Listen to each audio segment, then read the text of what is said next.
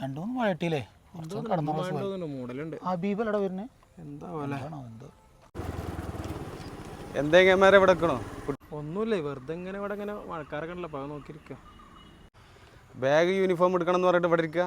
വണ്ടി കയറി എടുത്തു ഹബീബേ, ഞാൻ കുറച്ച് നേരത്തെ പോയിട്ട് എടുത്തു.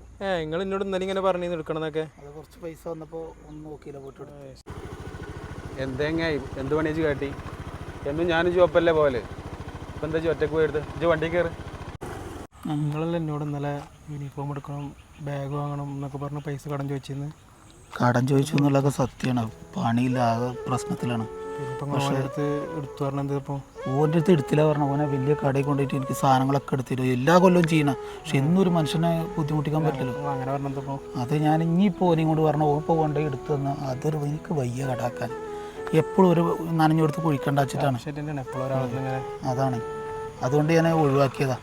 എന്തായാലും ആരൊക്കെ കടം വാങ്ങിയിട്ട് പോയിട്ട് എടുക്കുക, മോനെ പോയിട്ട് ബുദ്ധിമുട്ടിക്കണ്ടല്ലോ വെച്ചിട്ടാണ്.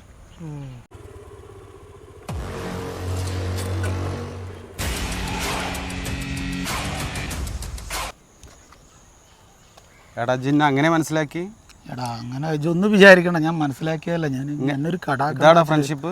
ഒന്നുമല്ല, ഇപ്പോഴത്തെ എൻ്റെ അടുത്ത് പൈസ ഉണ്ട്, എൻ്റെ അടുത്ത് പൈസ ഉണ്ട് ഉള്ള പോലെ അല്ലേ? അതെ. പിന്നെ അനക്കൊരു വിഷമം വരുമ്പോൾ എനിക്കും വിഷമം വരുമല്ലേ? വിഷമം വരുന്ന പോലെ അല്ലേ? ഇതല്ലേ ഫ്രണ്ട്ഷിപ്പിന്റെ വില? വണ്ടി കയറി നമുക്ക് പോവാം.